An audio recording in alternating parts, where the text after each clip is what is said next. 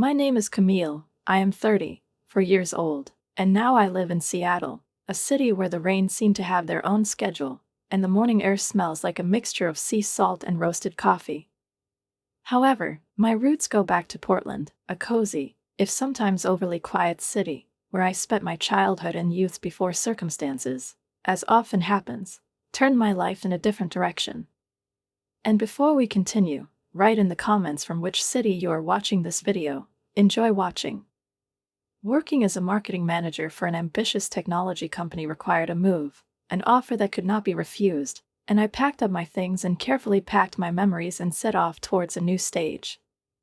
My life in Seattle gradually took shape, morning runs along Lake Union, endless phone calls with a team from different time zones, vacation plans that were always postponed due to work. All this became commonplace. But 6 months ago, there was a call that I immediately realized would have consequences. The screen read, "Mom." Her voice, when I answered, was unusually shaky, as if every word was coming to her with difficulty. "Camille, dear," she said after a moment. "I have a huge favor to ask of you." "What happened?" I tensed, instinctively feeling what was coming next. "This is your brother, Carmine. He lost his job, and they started having serious financial difficulties." "Little Luca and Eleanor," she faltered. "You know they don't work. They need somewhere to live, at least temporarily, until they get back on their feet." I took a deep breath. The name Carmina has always resonated with complicated feelings in me. He was younger than me, and since childhood he had an amazing ability to avoid the consequences of his own actions. Skilled in conversation, charming, but always stuck in trouble, that was my brother. We weren't particularly close, there was always an invisible wall between us, made up of distrust and fatigue. But he was still my brother, part of a family with which you can't break ties without inner pain. "Mom, I don't even live in Portland anymore. What should I do?" "The apartment, the one you bought with the money you inherited from your grandmother. It's empty. They could stay there, just for 6 months, until Carmine finds a new job." Her voice sounded pleading. I rubbed my temples, trying to shake off the tension. "The apartment is my only investment, my financial cushion, my plan B. After my grandmother's death, Carmine and I divided the money from the sale of her house, and I invested my share in this housing. But Carmine, I never found out where his money went. They just disappeared, like mist in the morning sun. He never explained it. And now, again. I was planning to rent it out, Mom. I already have a realtor, Mark. He selects tenants. I need this income to handle the mortgage here in Seattle. Please, Camille." Her voice became thin, cracked like old glass. "Only 6 months. He promised." An image of Carmine, his wife Eleanor, who always seemed calm and reasonable, and their son, 3-year-old Luke, with his awkward gait and big, serious eyes appeared in his mind's eye. They really had nowhere to go. Maybe at least Eleanor will keep the house in order, she will think about me at this moment. I sighed. "Let me think about it. They need to move in next week, honey. They can't afford another month of rent." Of course, it was urgent.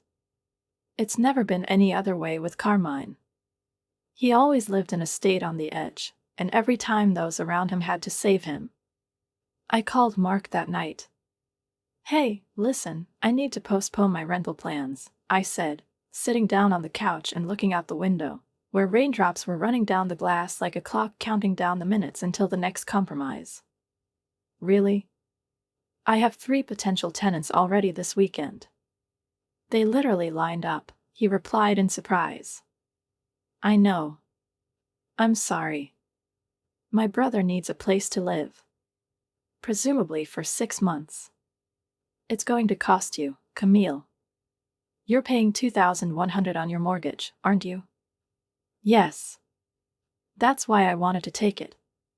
"Well, family comes first, I suppose," Mark said, but I detected a shadow of doubt in his voice, as if he wanted to remind me how many times this very family had turned into losses for me. The next morning, I called my mom back. Good. Carmine can stay there. For a maximum of 6 months. I'll mail the keys today. Oh, honey, thank you. You're saving them. Carmine promised to be the perfect tenant, came the reply. I hung up the phone and, staring at the ceiling, felt as if I had just been crushed by something heavy and inescapable. This has always been the case with our family. Dad probably had the same stony look at that moment, with which he reacted to everything that went beyond his comfort zone, leaving Mom to handle everything herself. 2 months flew by unnoticed. Work, projects, deadlines, all this left no time for reflection. Until I had to fly to Portland for a conference. That was the first time I thought about the apartment and decided it was time to check on it. I called Carmine on the eve of the flight. Hello. I'll be in town tomorrow. I thought I'd stop by, see the apartment, and catch up. There was a pause. Actually, tomorrow is not very convenient. Luca has things to do in kindergarten, and the house is a bit of a mess. Why don't we meet at Mom and Dad's for dinner? Of course, I replied, feeling something tense inside. His voice sounded unnatural. It's working.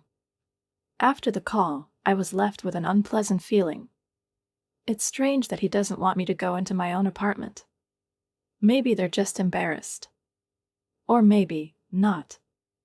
The next evening, Carmen, Eleanor, and Luca arrived at my parents' house, and although it seemed to me that I was ready for this meeting, that after so many years of communication with Carmen, nothing could surprise me anymore, the inner tension, like a taut string, stretched from the very first minute they crossed the threshold.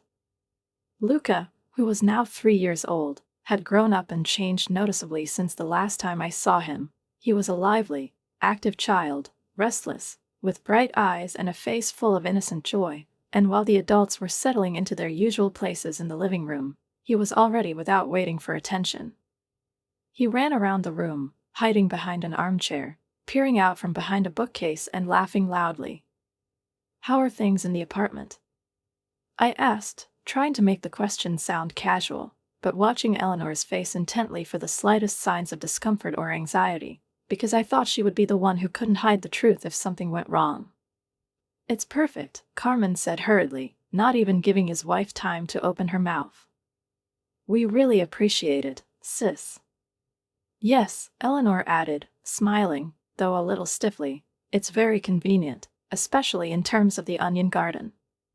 He's thrilled, and the area is wonderful. The warmth of their words did not reach me. Something was wrong. I could feel it on my skin, but I couldn't figure out what it was yet. And then Carmen, suddenly serious, cleared his throat and leaned forward. Listen, Camille, he began, as if he had been preparing for this remark in advance. I really don't like asking for this. But I found one retraining program. It's amazing. What development training? Everything is official. Certificates, job security. It alone costs $5,000.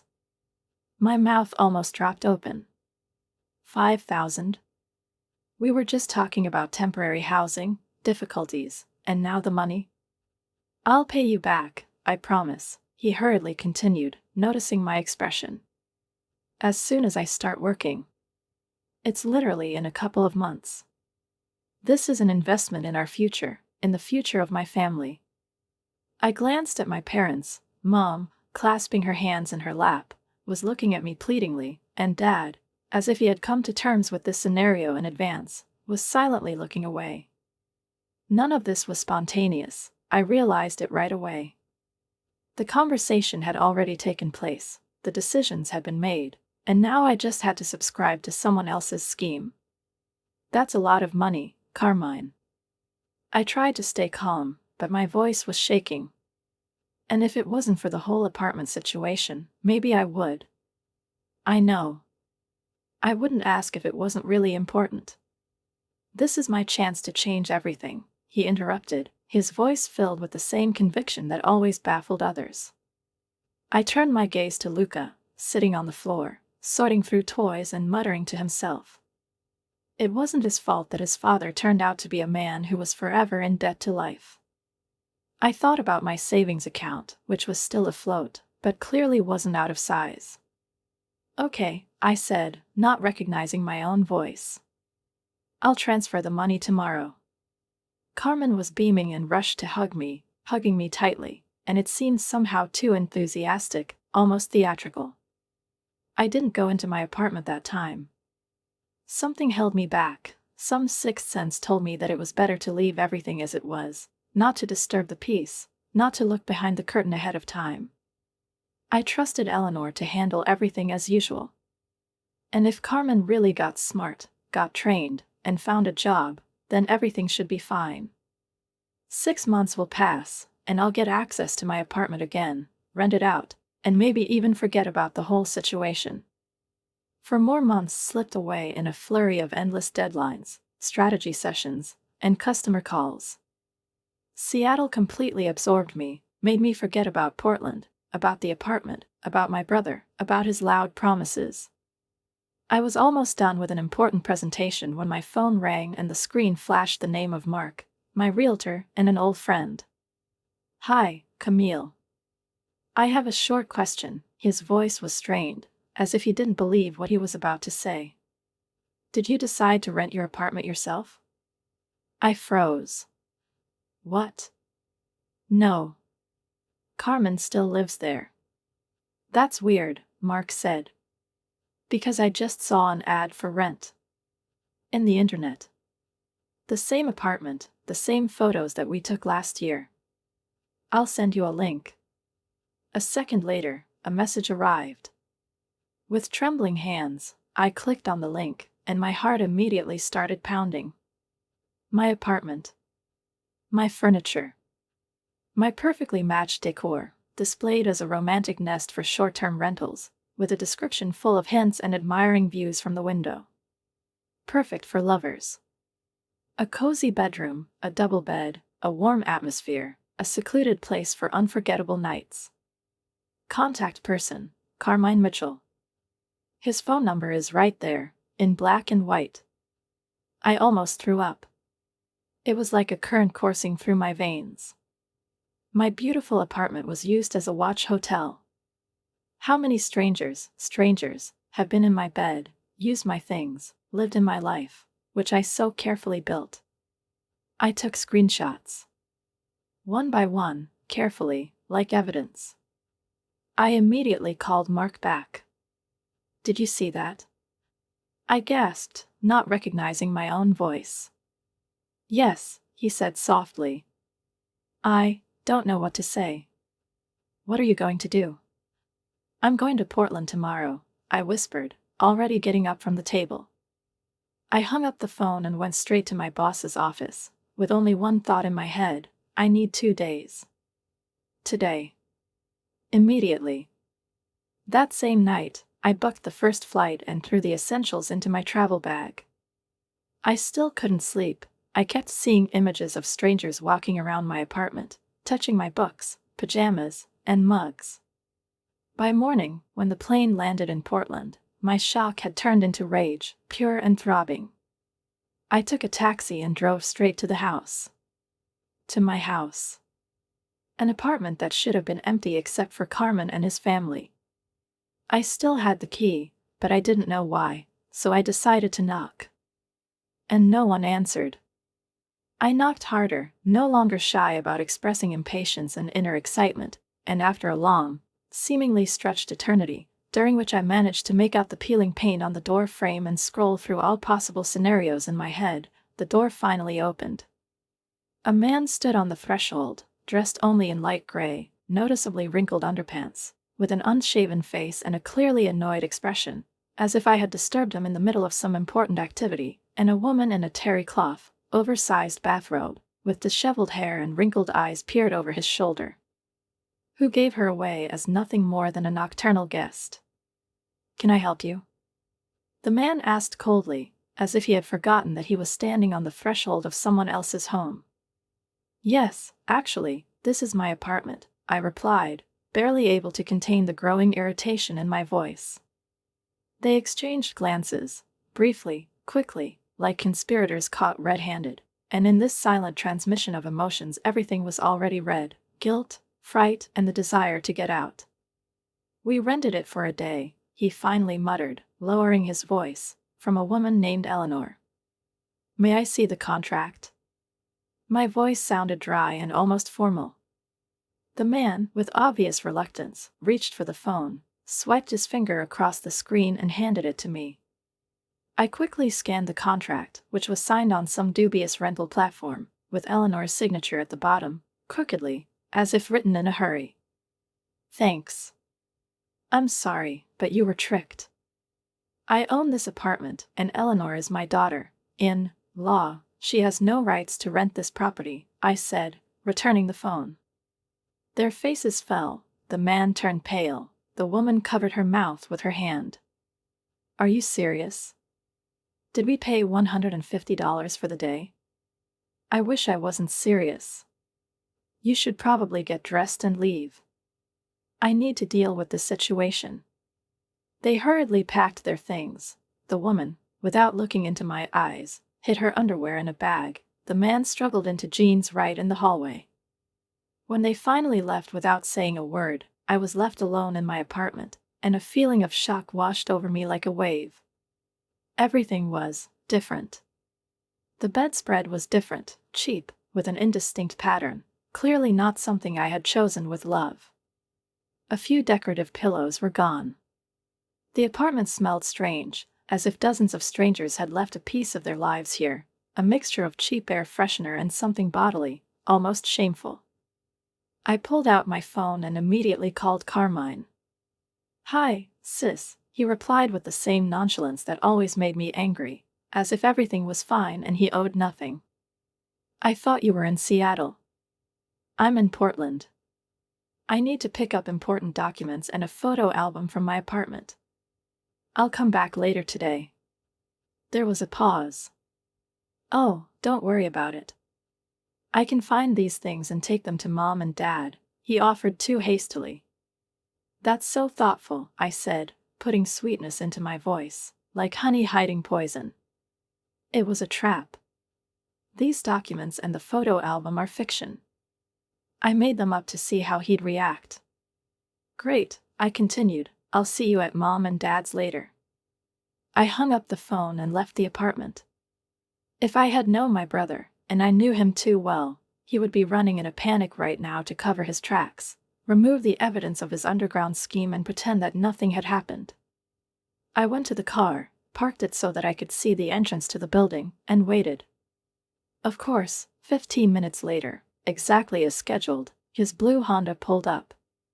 Carmen jumped out of the car without closing the door and ran into the building. He was furious, it was evident from his movements. He was in a hurry, afraid. I gave him a whole hour to rummage through the documents I had made up, to quickly try to get rid of the evidence: correspondence, underwear, other people's toothbrushes, flyers, and keys. When he finally came out, his face was pale, like a man standing on the edge of a sinkhole. He was talking on the phone, frantically, jerkily, listening intently, but hardly listening in response. I got out of the car and walked towards him. My gaze was direct, heavy, like a sentence. He jumped when he saw me, as if a ghost had materialized in front of him. "Camille." What a surprise. Yes, a surprise. Especially considering that there are no documents, Carmine. But I found something more interesting. Your little side business. His face changed from confusion to fear and finally to pleading within a few seconds. "I can explain." "Explain." "Explain how you rent my apartment to couples for romantic meetings, use my bed, my things, without my consent. You don't understand. I needed the money. Everything is easy for you. You have a good job. You don't have any children. You have no idea how we feel. Eleanor did not find a job. Lucas' kindergarten costs a fortune. You lied to me. I lied to my mom. To everyone. Give me the keys. Right now. I can't right now. I have a reservation for the next few days. People have made deposits. I laughed out loud, in bitter amazement. Do you really think I care about your illegal armor? You have a choice, either the keys are now, or I'm going to the police first thing tomorrow. He stepped back, his eyes darting, his thoughts frantically trying to find a way out. Let me at least talk to those who have booked for the next few days. I'll take your keys to Mom and Dad. Tonight. I'm not staying with them. I'm at the hotel in the center, room 311. Bring the keys there. 8 o'clock at night. Or tomorrow, the police. I turned around and left, trembling not from fear, but from rage, from that sparkling righteous anger that gave me the strength not to fall and scream right in the street. A part of me, deep down, even before this whole trip to Portland, already knew that my parents would inevitably side with Carmen, as they always did, as if they had an automatic justification for his actions built into their blood, as if the youngest son was incapable of conscious guilt by default, and I, the eldest daughter, strong, collected, successful, should always be the one who forgives, smooths corners, saves, even if she is wounded and on the verge. That's why I checked into the hotel rather than staying with them. I needed a neutral territory, a place free from family walls soaked with prejudice, for what was about to happen. I barely managed to get back to my room, booked almost at random in the city center, overlooking a bustling street, when my phone exploded with notifications. The names of Mom, Dad, and, of course, Carmine flashed on the screen, missed calls, voicemails, and an alarming cacophony of family panic. I took a deep breath, closed my eyes for a moment, gathering my courage before clicking on the first message. Camille, it's Mom. What are you doing? Carmen just called us in tears. Are you threatening your brother with the police? Are you crazy? Remove. I didn't even give myself time to think, I just clicked on the delete icon, because otherwise the words would have continued to poison my mind. The second message was no better. Your father and I are extremely disappointed in you. A family doesn't do that to a family. Call me back immediately. I threw the phone on the bed, letting it bounce off the mattress and fall onto the pillow, and stared at the ceiling, trying to find some sense in it, some kind of support. That's exactly why I didn't stay with my parents. In their eyes, Carmen could bring down a skyscraper and still be right, because he's trying, because it's hard for him, because he has a family. And I, just a person with principles, with boundaries, with the realization that even in the family there are limits to what is acceptable, remained a villain. The phone rang again. Carmine. This time I answered. You can't do this to me, he blurted out immediately, without prelude, his voice trembling with a mixture of anger, fear, and, oddly enough, vulnerability. If you go to the police, I could lose my job. My reputation will be ruined. You should have thought of that earlier, I replied coldly, not wanting to soften my words any further.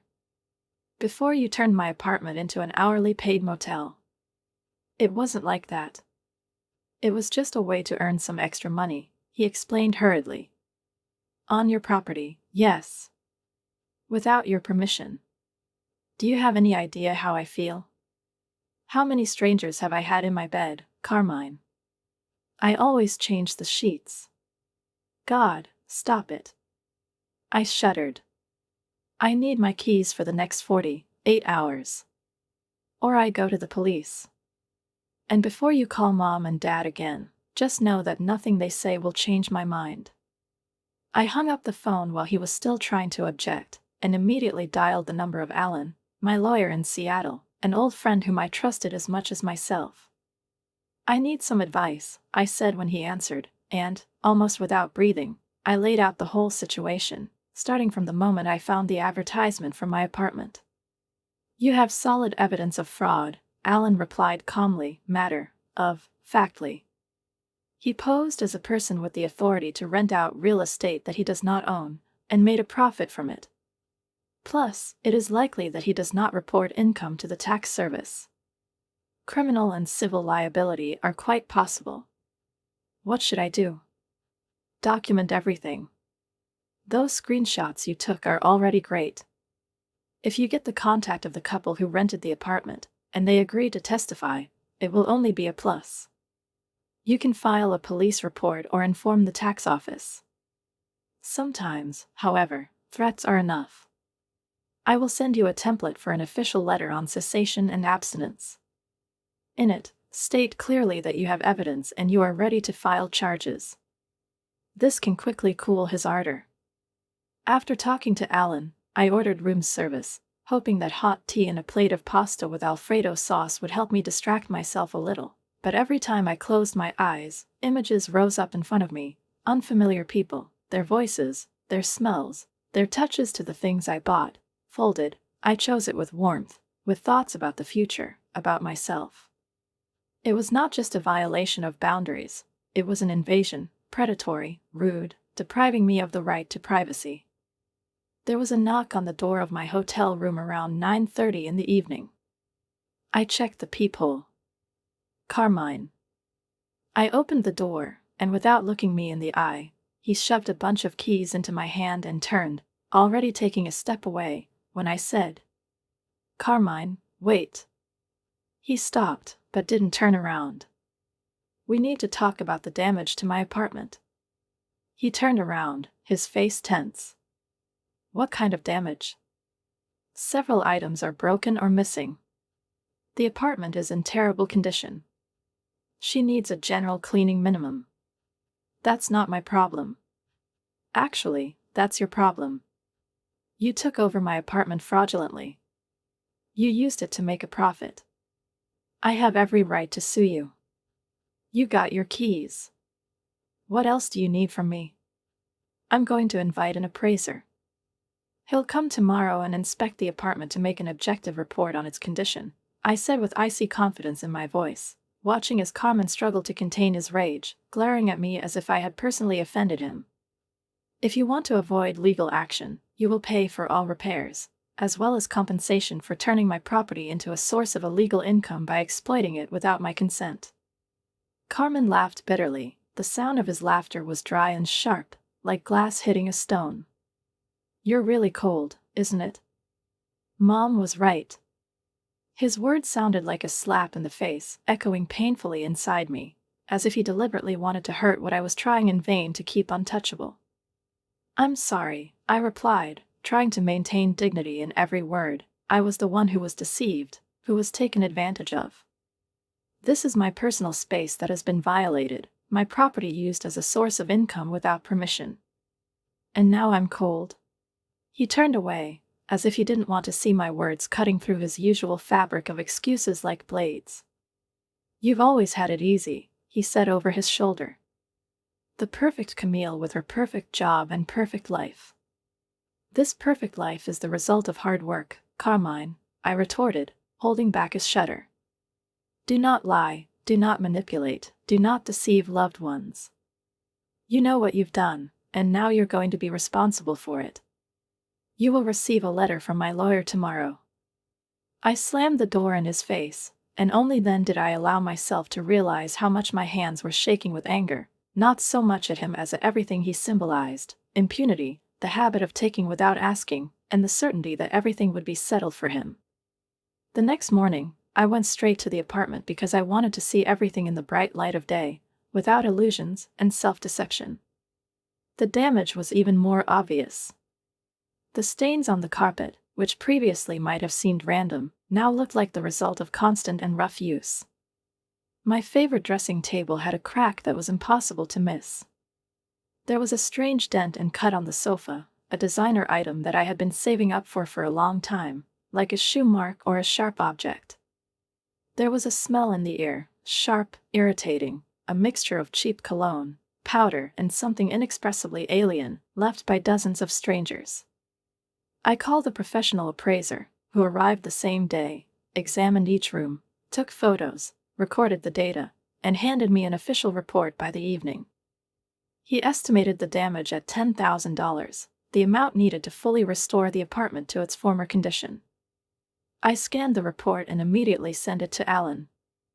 That evening, he sent me an official demand letter, written in a businesslike but harsh tone, addressed to Carmen.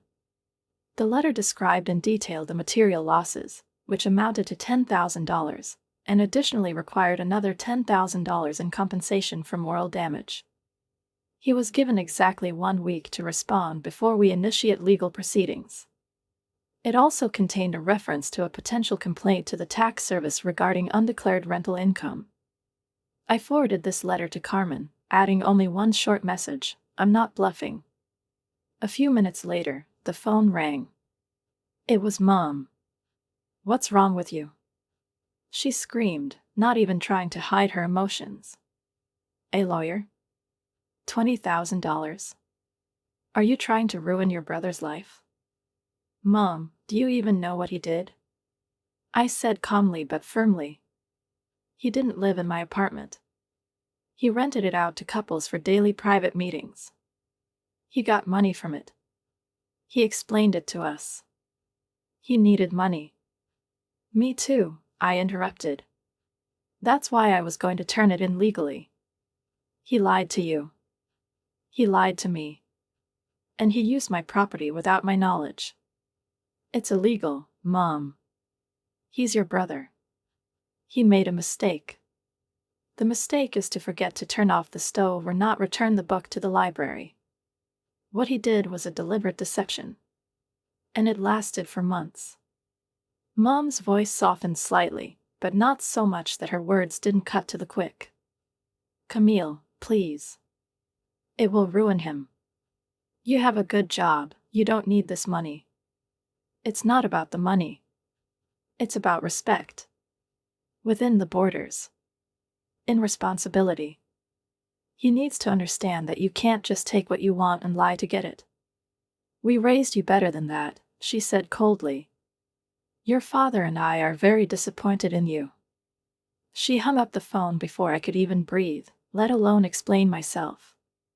I sat down on the very broken sofa that had become a symbol of this absurdity, and for the first time since the beginning of this whole story, I began to cry. Not because I felt guilty, but because my own parents couldn't, or didn't want to, understand how deeply Carmine's betrayal had hurt me, how hard it was to realize that for them my feelings would always be secondary to other people's mistakes. The next day, I returned to Seattle, closed the apartment, ordered a cleaning service for the next week, and made a temporary emotional barrier between myself and what remained in Portland. I returned to work, schedules, projects, and routine, trying not to think about what was going to happen. 6 days after I sent the demand letter, a deposit of $20,000 appeared in my bank account. The translation was from Carmine. Without a message. 2 days later, another $5,000 appeared in my account, the same money that I lent Carmine for the notorious refresher courses, promised to him as the beginning of a new life, as a step toward stability, maturity, and responsibility.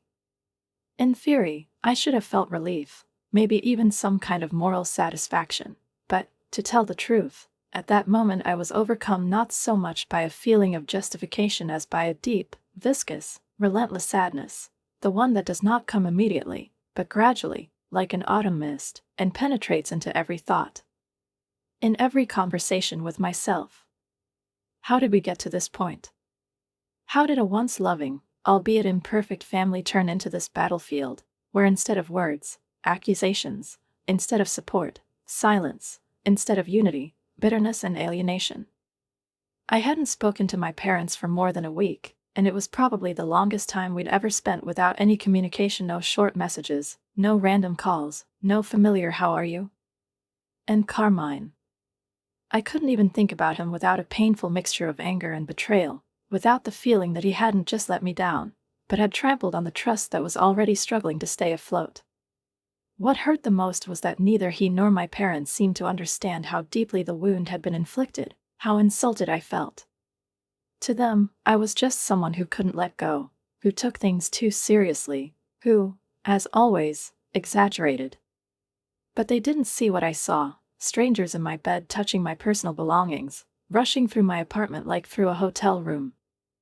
They didn't feel what it was like to find out that your carefully arranged property had been turned into a tool for someone else's benefit, and even without the slightest shame or apology. With the money from Carmine finally full in my account, I took a 2-week unpaid leave and returned to Portland to take care of the apartment myself, to control every stage of the renovation in order to return everything to its former, pristine appearance, not only physically, but also emotionally.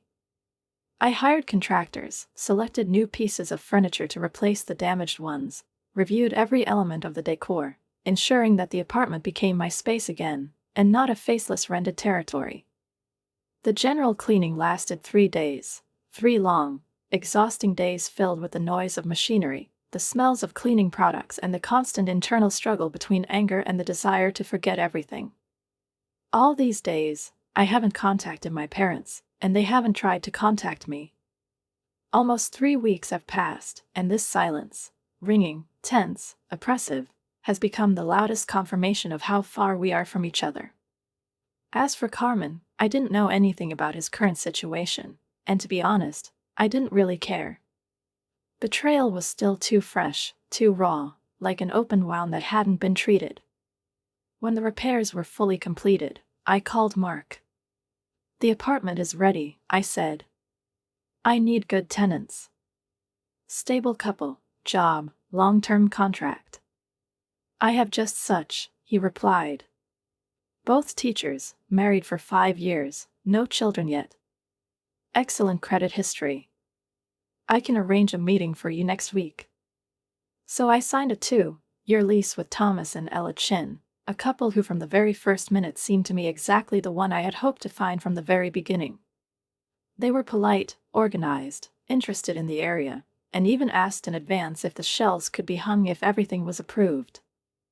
I gave them all the keys, left my contact information, and for the first time in a long time, I felt like a chapter of my life was finally closed. I returned to Seattle with relief, with the feeling that comes after completing a difficult, long project. My work instantly overwhelmed me: deadlines, calls, meetings, correspondence. All this came crashing down with renewed force, and I allowed myself to immerse myself in this wave, hiding in the routine from heavy thoughts. I stayed late, took assignments for the weekend, performed functions for which I wasn't even paid, just to avoid thinking about my family, not to touch on a topic that still hurt. A month has passed. And so, one rainy Sunday morning, when I was just pouring myself a cup of coffee and sitting on the windowsill, peering into the gray sky, the phone rang. Mom is on the screen. I just stared at the screen for a few rings, wondering if I should pick up the phone. And yet she raised it. "Hi, Camille." Mom's voice was tired, as if something had burned out in it in recent weeks. "How are you?" "I'm fine.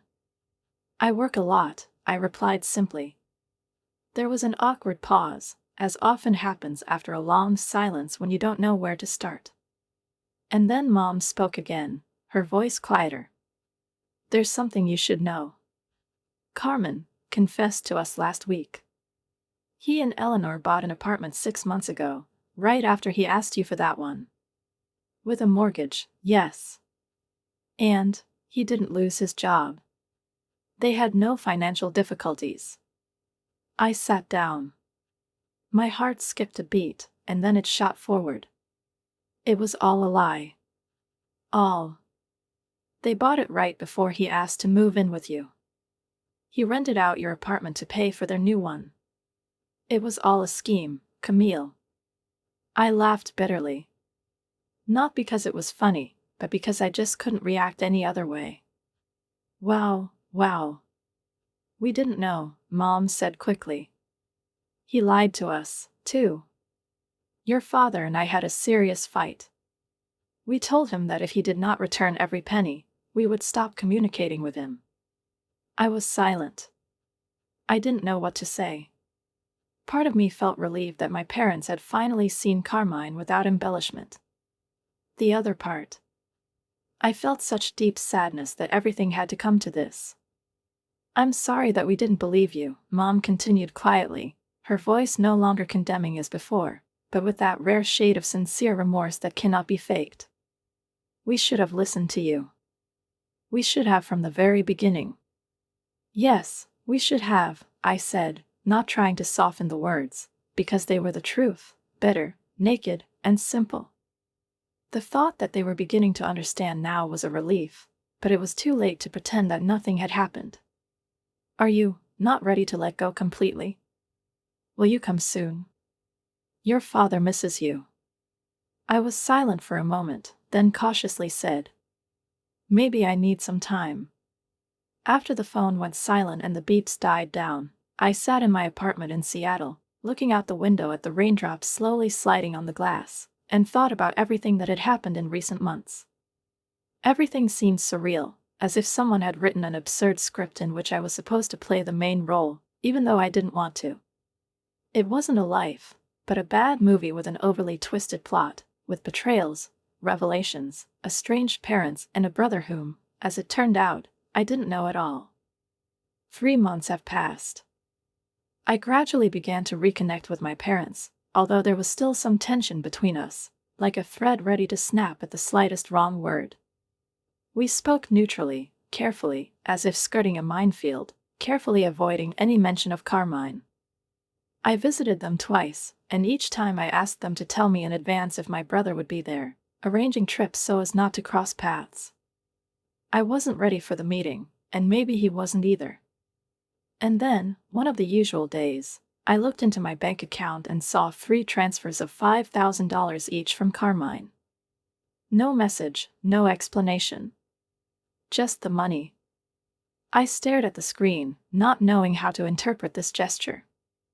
This, apparently, was the income from the illegal rent of my apartment, money earned by deception, betrayal, and, ironically, in some perverse form of remorse.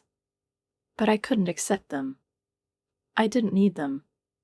They seemed spoiled, like fruits that looked whole but were rotting from the inside out.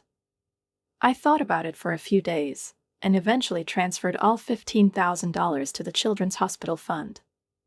If there is a way to clear this money, then sending it to help those who really need it seemed to me the only right option.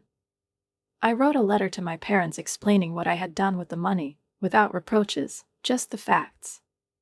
Dad called that evening. His voice was softer than usual, and there was no accusation or defense in it. It was the right thing to do, he said. What you did with the money. Mom and I are proud of you. Thanks, Dad. He cleared his throat, and there was something uncertain in his voice. Carmine, he asks about you sometimes. He wants to know how you are. I'm not ready to talk to him, I replied calmly. I understand. He knows he screwed up badly. He doesn't even come when he knows you're coming. It's too embarrassing. I think that's a good thing, I replied. He must feel it. Last month brought me back to Portland for my parents' wedding anniversary. The 3 of us spent the evening together, a warm, relaxing dinner, just like in the old days, only without Carmine, and this shadow of absence, though not mentioned aloud, was in the air.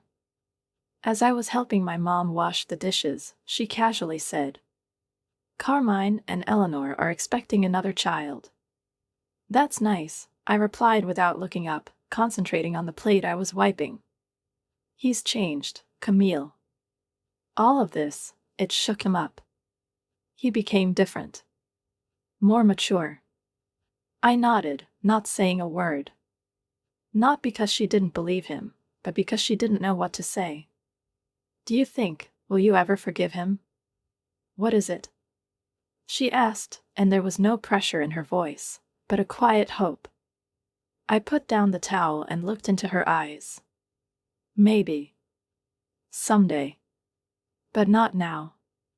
Everything was going great at Thomas and Ella's apartment in Portland. They paid the rent on time, Mark sent reports regularly, and everything remained in perfect order. My mortgage payments were no longer a source of nighttime worries and calculations on a calculator before going to bed. Life had finally entered a new normal, one in which I no longer felt like a victim in my own story. I was now talking to my parents on a weekly basis. They didn't mention reconciliation with Carmen anymore, and it seemed to me that they were beginning to understand. Or at least they started trying to figure it out. Sometimes I wonder what I would say to Carmine if I saw him again. Would you scream? Was she silent? Did you listen to his excuses, explanations, attempts to restore relations? I don't know. But I know something else. Trust is a fragile thing. Once destroyed, it is not repaired with a snap of the fingers or an apology. It takes time. Sometimes for many years. Sometimes it doesn't recover at all. Maybe someday we'll find a way to be brother and sister again.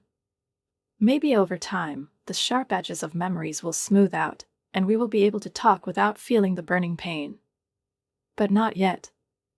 For now, I'm focused on my life. In a career that brings me satisfaction. The friends I laugh with and share my thoughts with. On those family ties that can still be saved.